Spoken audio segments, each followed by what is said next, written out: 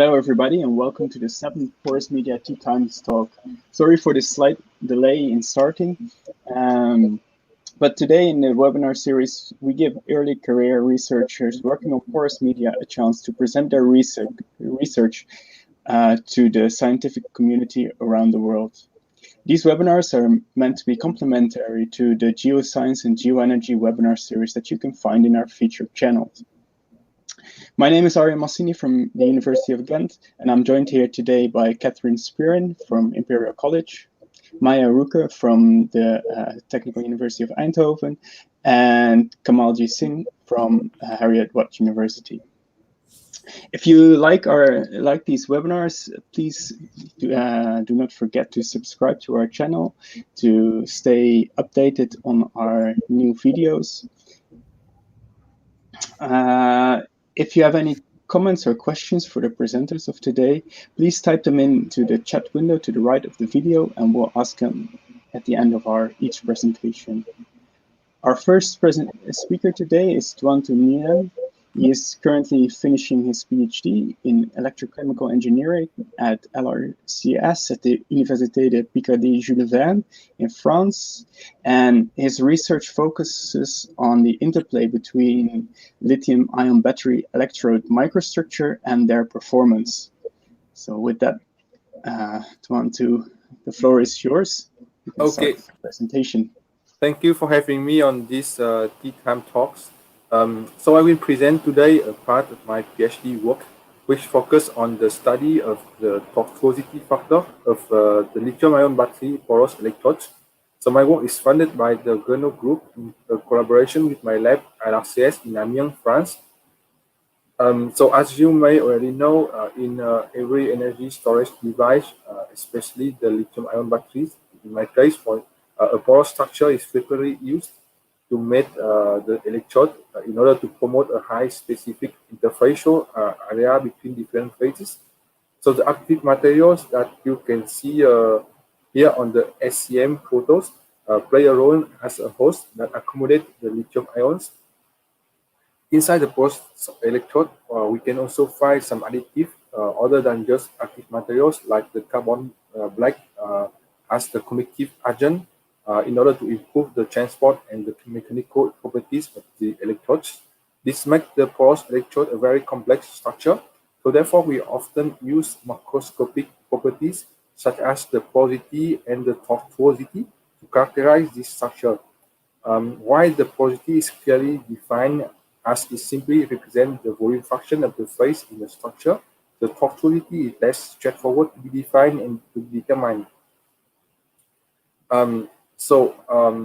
The tortuosity factor of a porous structure is represented by the parameter called the tortuosity factor. The tortuosity of a porous structure is represented by the parameter called the tortuosity factor.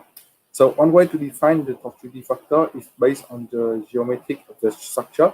So it just it is equal to the square of the ratio between two distances. The shortest distance traveled by the specie LP here and the straight distance between the two points, so LCV. So, however, this symbol definition does not take into account the effect of non-uniform cross-sectional area of the pathway, which represent most of the real porous electrode. So that's why another common definition for the tortuosity factor, which possesses a more physical meaning, is shown here. So it represents the change of the transport property within the porous structure with respect to the intrinsic property of the birth materials. So from this definition, we can see that we can theoretically quantify the tortuosity factor by two different ways.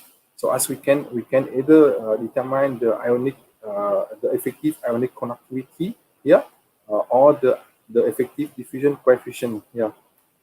To do this, two electrochemical methods are widely used in this case. In the case of the porous electrode, the first method here present on the left is to use the diffusion-based approach, namely restricted diffusion method RDM. In simple words, the principle is to establish a concentration gradient across the porous electrode at steady state to create a diffusive flux here in yellow, passing through the structure so that you can calculate the effective diffusion coefficient of this flux. Recently, a new method was developed, so-called cymatic cell method on the right. In this method, the ion come from the separator, represented by the yellow arrow, meet the electron from the current collector, the green arrow, at the active material surface, so which reflect exactly the same process as when the battery operates, except that here in the experiment we use a blocking electrolyte, so there is no electrochemical reaction, but only the double layer formation.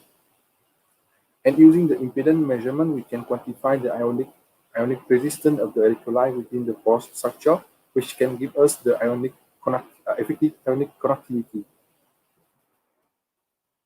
So the key difference between the two methods is present here.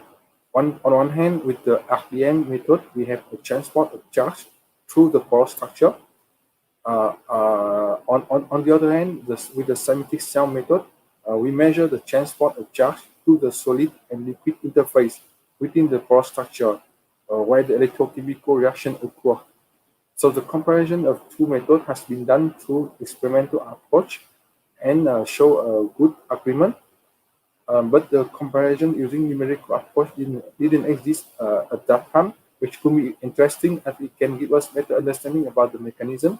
So that's why we decided to do this and to verify if the two methods give us the same tortuosity factor. And for this purpose, I got opportunity to collaborate with Dr. Sam Cooper from Imperial College London, who developed the tau factor application. So tau factor is an open source application for characterizing microstructure based on image data, including the tortuosity factor. So it is a powerful tool which can apply for all types of microstructure, and it's very easy to use. So if you are looking for a software to analyze your microstructure, you can consider it. So at the beginning, the tortuosity factor in tau factor was determined by simulating the diffusive flux through the porous structure as steady state.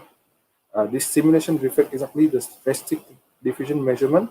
So we decided to implement a new module here in the tau factor application, which allowed users to determine the tortuosity with the same cymatic cell method present earlier.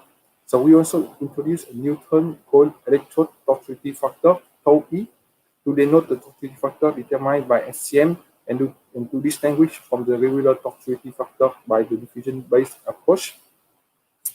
And so now we can use tau factor for the comparison of the two methods. So here we use the conventional method for tortuosity determination on the simple 2D structure.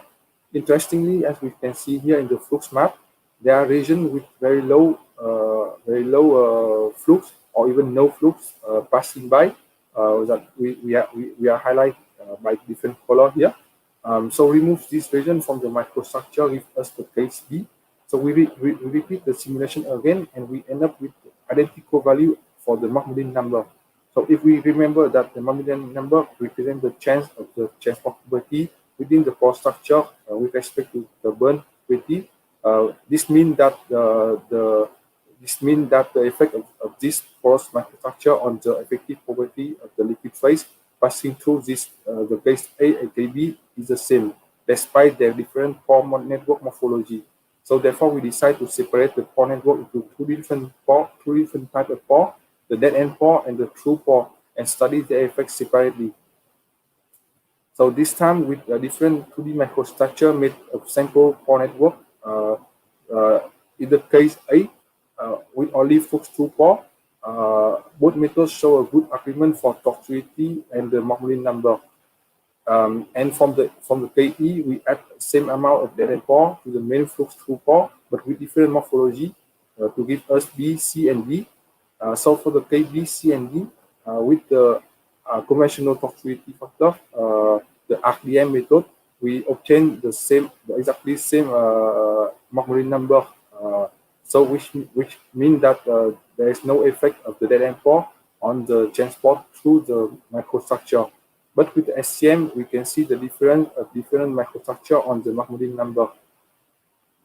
So in our case, in the battery porous electrode, the SCM is more appropriate to represent the toxicity factor because the electrochemical reaction also occur on the solid liquid interface created by the dead end pore, which is missing if we use the RDM to measure the toxicity factor. So based on what we found so far, we want to emphasize the impact of the dead end pore in the 3D microstructure. So in order to showcase this concept, a 3D microstructure was generated having two adjacent layers with two different porosities. So within the 19% of the thickness, the porosity is set to 35%, but for the last 10% of each thickness, the porosity is set down to 20% as shown in the cyan box here. So the purpose of doing this is to close most of the pore in order to create long dead end pore which travel almost the entire thickness of the microstructure, thereby increasing the impact of the dead end pore. So in this scenario can also appear in blue electrode, where the suboptimal manufacturing process can give a larger electrode density in the region close to the current breaker or the separator. So in this scenario, the toxicity value obtained from SCM is significantly lower than the value obtained by the RDM. This can be explained by the fact that the large fraction of dead end pore contribute positively to the transport to the solid liquid interface, but has no impact on the transport through the macrostructure, where there are less available through pore, allowing the flow of species passing all the way through due to the high density layer at the end of the microstructure. Interestingly, when we flip up the microstructure and simulated it again with both methods, the diffusion-based method gives us exactly the same result because the true pore are the same from both sides, but for the SCM, the toxicity factor increased. So to summarize my talk, through this work, we demonstrate the key difference of concept between the two methods for toxicity factor determination, the RDM and the SCM, and we show that it needs to take into account the dead end pores, which are important in the case of porous electrode applied to energy storage application, and the cymatic cell method is able to capture the transport process in porous electrode better than the approach rely on the diffusion-based method. Thank you for your attention.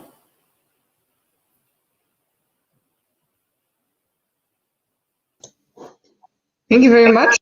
Great presentation. The presentation is now open for questions. Please, if you have any, post them into the YouTube chat. We will read them out to the speaker, and then you can get a reply to your question.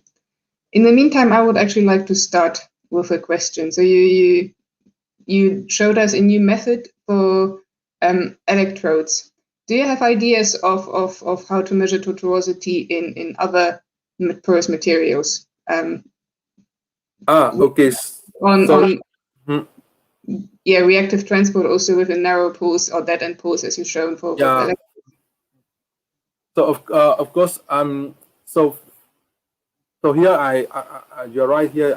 I'm showing to you the new method for toxicity determination of the porous electrode, because the problem with the battery porous electrode, that is the electronic is an electronic conductor, so we cannot apply the same method as for other porous media, which is electronic insulator. But for the other porous media, I think the RDM can work well, because if you don't have any electrochemical reaction happen at the interface, the RDM method can be appropriate for this porous media. But if you want to quantify the effect of the dead end pore, in this case, I think I put here. I think the one way to do is to measure the electronic conductivity, because for the other porous media, which is not electronic conductor, you can directly measure the electronic the effective ionic conductivity by just do the impedance measurement For example, here I present the method to measure the toxicity factor of the separator by just putting the separator between two lithium foil and measure the ionic conductivity. We cannot do it with our electrode because if you put the porous electrode in between the two lithium foil, we will measure nothing because the porous electrode is an electronic conductor. Okay, thanks. May I ask further? You showed different dead end pores and how they affect the tortuosity. So, do you have any suggestions of how to construct this structure of your electrodes based on what you found here? Yeah, of course. Yeah, it's a very good question. Actually, from this reason, we can highlight the fact that, for example, in the porous electrode of the lithium battery, for example, we want to promote the high interfacial between solid and liquid phase, but we don't want to be penalized on the ionic transport. So, for example, if you can see the microstructure B, here I present the specific interfacial area. So you can see that we increase 4 times the interfacial area when we compare B and A, but the Mark-Moulin number show us that the ionic transport is the effective ionic property is not be penalized too much because the Mark-Moulin number of B and A is quite similar. So here, so the B for the porous electrode, I can say that the B is a good microstructure because it allows us to increase the 4 times the interfacial area, where we don't decrease too much the ionic properties from compared to the A. It looks to me a bit like there would be a preference towards increasing roughness rather than nanopores into the porous material. Is this correct? So you would rather increase the roughness of the surface because this gives you a large surface area without penalizing the... What I mean is, for example, if you need to consider between the B and D, you will better go with a lot of dead end pore, but short dead end pore, instead of long dead end pore like the K in the microstructure D. Because in the K of microstructure D, for example, here you can see that you also increase 4 times the interfacial area between solid and liquid.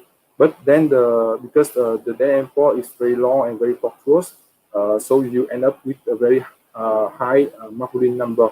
So for example, if you want to make some porous electrode with high power performance, you better go with the microstructure B. So here you can find a way to add a lot of dead end pore, but short instead of long dead end pore.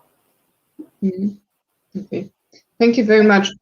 I do not see any questions from the audience. So are there any more questions here in the studio? Is there any? No? Then I would like to thank you again for the great presentation and like to move to our next speaker. Thank you for having me. Cynthia Michalkowski is a PhD student in a cooperation between Robert Bosch GmbH and the Institute of Modeling Hydraulic and Environmental Systems at University of Stuttgart. She is supervised by Professor Rainer Helmig and Dr. Veronika Schlepper. She started her PhD in 2018 and works in an associate project of the Collaborative Research Center SFB 1313.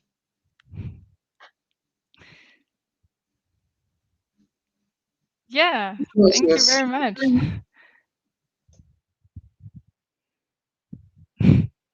Thank you very much for the kind introduction.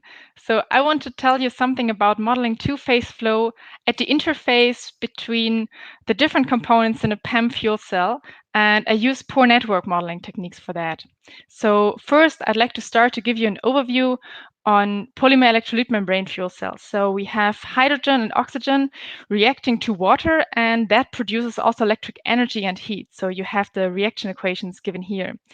On the anode side, we have the hydrogen supply, while on the cathode side, we have the air supply, and also the produced water has to be removed.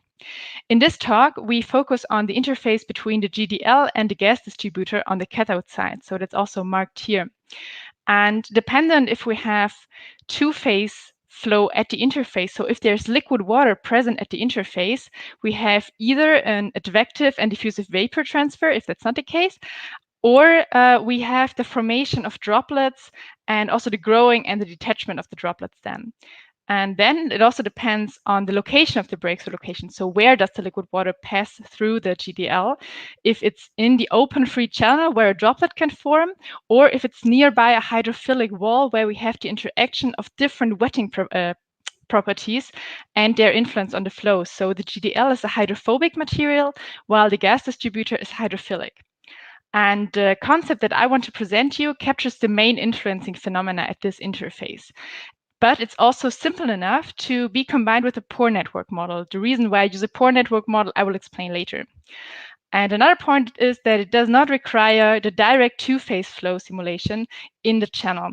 So I want to keep it simple and only have the gas phase in the channel to keep the model efficient. So these are the 3 points that I already explained. So we have the flow in the gas distributor channel. Here I use a 1D, one phase, so only the gas phase free flow formulation.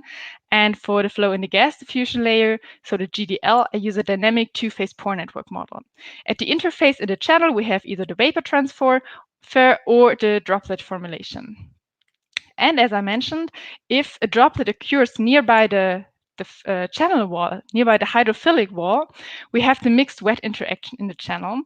And this interaction highly depends on the contact of liquid water with the hydrophilic wall. So I formulate saturation thresholds for this interaction.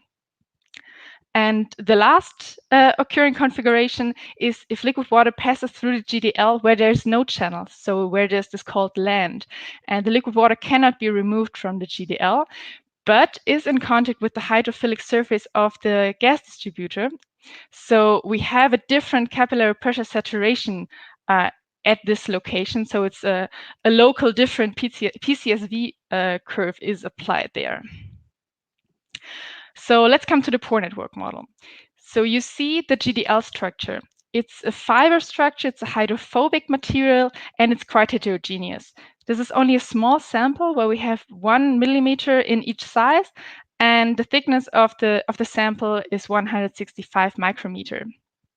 And you see that there are different pores of different sizes, and we are interested in pore scale effects. So we really want to consider the processes on the pore scale of the porous material. So a well-established technique here is using a pore network model because it's quite efficient, but still on the quasi-pore scale. So I use PoreSpy to generate a pore network in this structure. So it really represents the initial structure, the initial fiber structure of the porous material.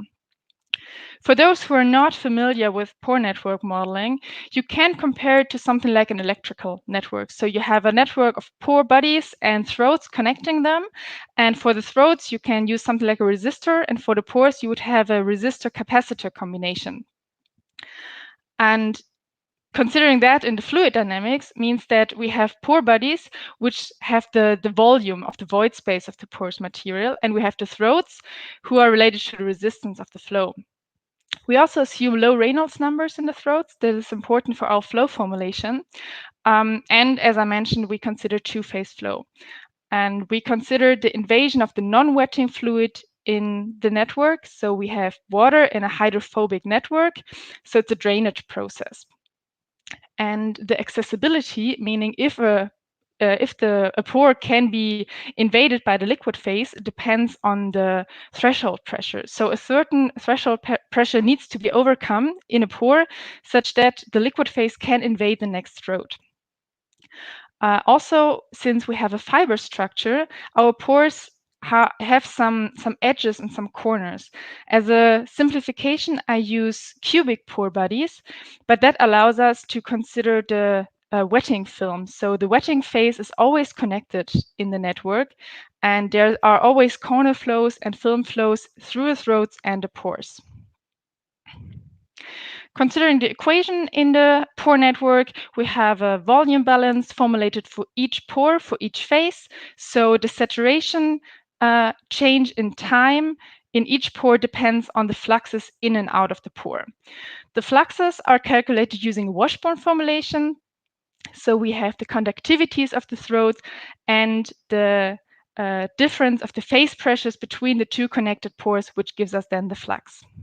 Since we do not only consider the phases, but also the components in the phases, we also have the transport equation with the advective and diffusive fluxes given in this set of equations. So these are the equations that solve our flow through the hydrophobic pore network. However, there are still some closing equations missing, and that's the key point of such a pore network model. So how to formulate the local rules. So for example, the local capillary pressure saturation relation. Here we have a formulation derived analytically from Vahid Niaza in 2010. And it's formulated for cubic pores and depends on the surface tension, the contact angle, and also the size of the pores. So this is a local formulation, how the fluids behave in the pores. And we want to use these formulations for our interface configurations. So we have here the complex interface of this fiber structure in the channel, and we want to simplify that to local rules. So we distinguish between the three scenarios. So we have a droplet in an open channel. We have the interaction of the hydrophilic surface below a land, so where there's no contact to a channel and the liquid water is not removed from the network. And we have this intermediate state where the liquid water is in contact with the hydrophilic surface but can leave the network, so can leave our GDL. We start with the last configuration. And as I mentioned, for the contact and the interaction with the hydrophilic wall, it is important to define when does the interaction start. So when is there an influence of the hydrophilic wall on our liquid water? And therefore, I define a saturation threshold. So I say that there needs to be a certain amount of liquid water present in the boundary pore such that the interactions start. And this saturation threshold is defined analytically based on the geometry of our pore.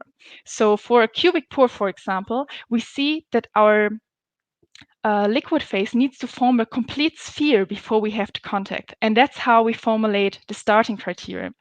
So this starting criterion here is formulated especially for the cubic pores.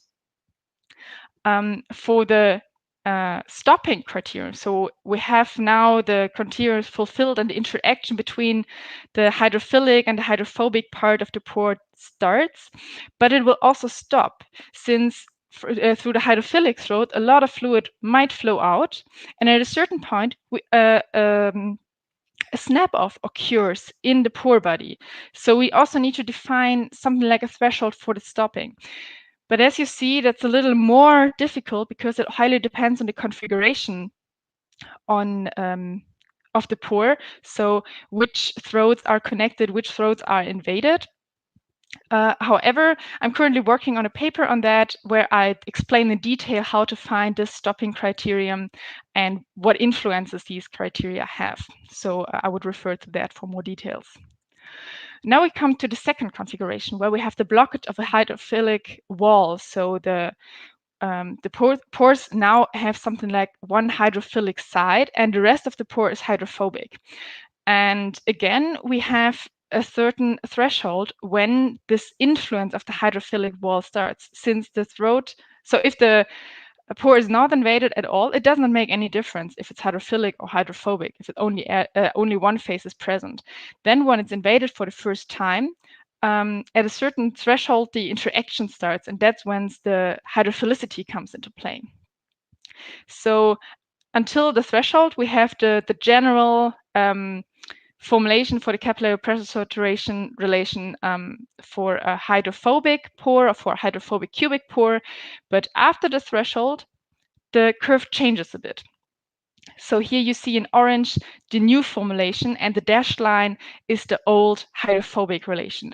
It looks a little complicated, but it's also derived analytically, and it's similar to the derivation of the general hydrophobic formulation. And yeah, it's just the geometry that makes it look a little complicated, but the derivation is straightforward. Now we come to the last part, and the last part is a little tricky because droplet occurrence and formation is it's a difficult topic in porous media, and I try to use to formulate a criterion by attaching another interface pore where the droplet can form. So there is another pore which represents the channel or the free flow where the droplet is forming. And then I can again apply local rules, so like a capillary pressure saturation relation, defining the behavior and describing the behavior of the droplet. And in this case, we have the formation. So there is the throat, which defines the contact area, and a drop is forming until it reaches the critical contact angle, so the contact angle of the hydrophobic surface. And then at a certain size, when we have reached our critical contact angle, then the droplet size, so that the contact angle does not change anymore, but the contact area changes.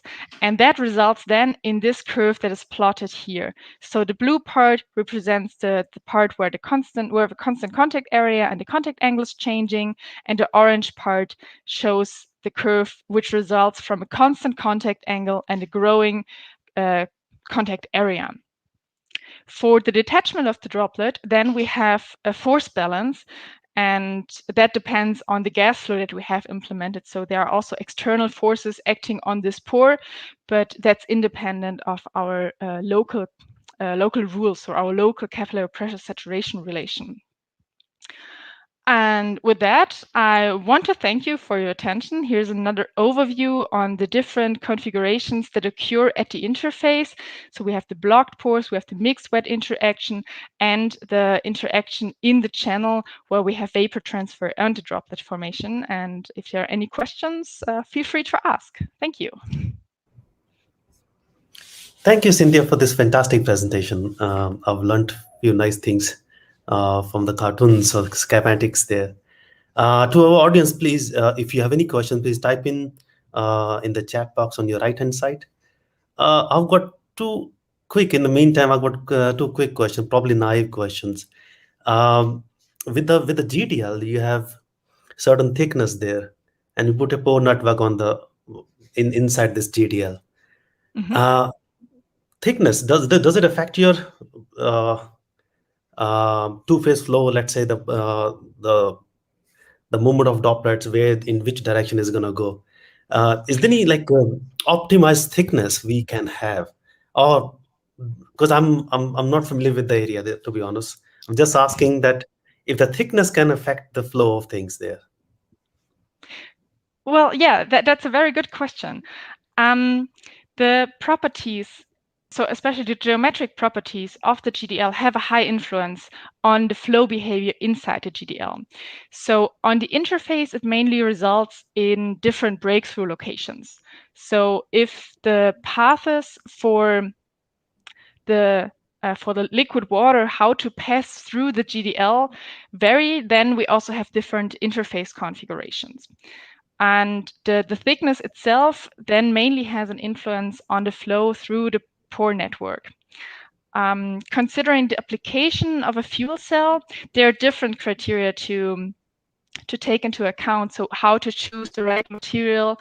So for example, the GDL also has an influence on the stiffness of the cell. So you also need to have the mechanical stability, and there the thickness has a high influence.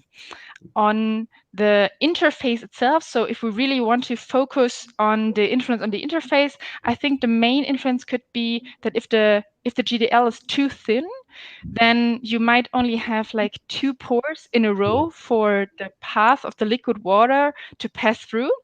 And then, for example, a droplet detachment or the mixed wet interaction would have a high influence on the flow behavior. So like the whole path might just collapse and another path might form. So it's not that you only just rip off the last path of the breakthrough, but the whole path might just break down and another path might form. That could be an influence if the GDL is very, very thin, so if you only have a few layers of pores. But I think in the other direction, so if the GDL gets thicker and thicker, there is no no effect on the interface that you would just observe. In your simulation, how many pores do you have in that thickness? What's the average pores number of pores you have?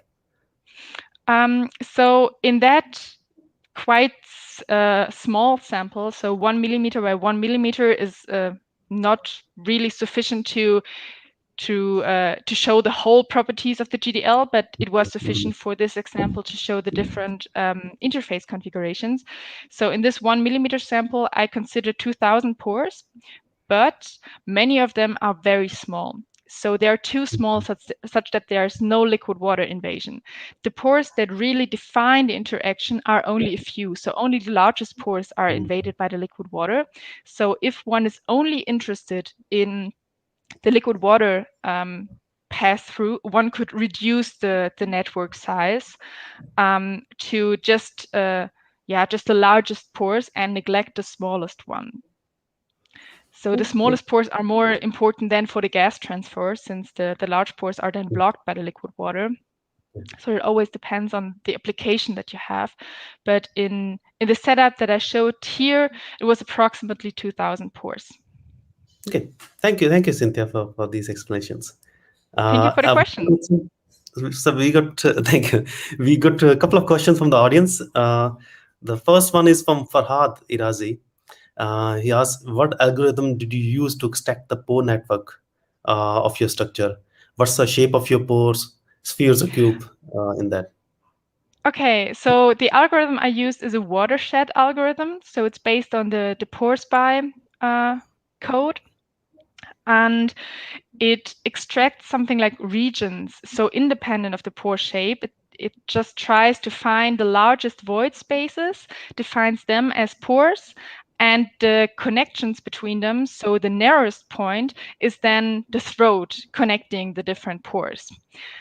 So in the segmentation algorithm, the pore shape does not really play a role. I just have the volume of the regions.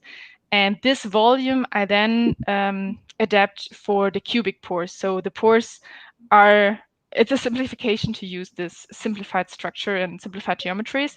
But as I mentioned, it shows the main influencing, like having the corner flow that is included then. But for the segmentation itself, the pore shape does not play a role. This is only the volume of the void spaces. Okay, thank you, Cynthia. We got a question from our own Catherine. She's asking on your slide number 17, where you plot PC, versus saturation. The PC changes is more extreme when the contact area is changing. With the orange line compared to the contact angle. Would you say the change in contact area is more important in the dynamics?